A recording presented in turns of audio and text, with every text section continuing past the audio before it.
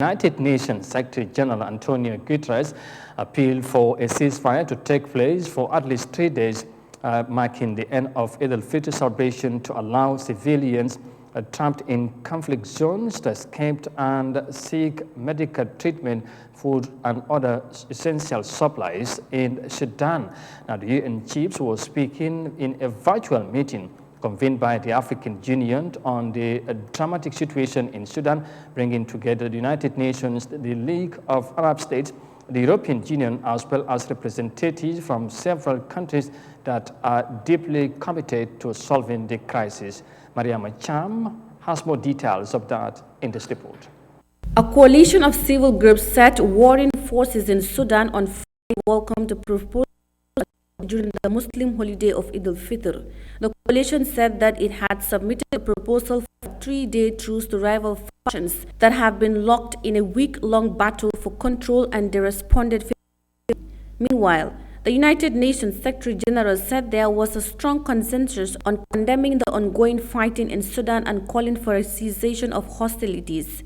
The UN chief said the cessation of the unfortunate deadly fighting and serious dialogue must take place for a peaceful transition. As an immediate priority, I appeal for a ceasefire to take place for at least 3 days, marking the Eid al-Fitr celebrations.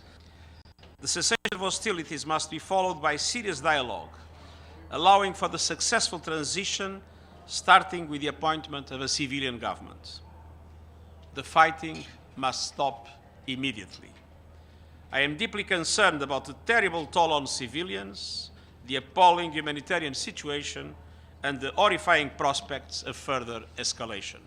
Guterres describes the hundreds of civilians killed in the war as outrageous. His concern is pinned on the civilians, especially women and children who are victims of the military fracas. Hundreds of people have been killed and injured. Fighting in urban areas is particularly dangerous for civilians, including children, who have repeatedly been forced to shelter in schools and evacuate from hospitals under fire. This is completely outrageous. Humanitarian operations are virtually impossible. Warehouses, vehicles, and other humanitarian assets have been attacked, looted, and seized. Targeting humanitarian workers and assets must end. Even before the conflict, around a quarter of Sudanese population was facing acute hunger.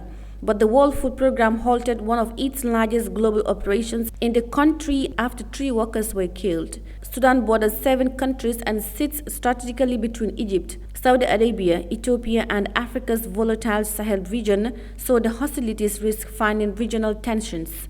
Since hostilities erupted, much of the fighting has focused on the Khartoum compound housing the army headquarters and Burhan's residence. The embassy district and airport have also been the scene of clashes. In a week-long battle, over hundreds of people have been killed and hundreds more injured. Reporting for Eyeafrica News, I am Yahya Jammeh.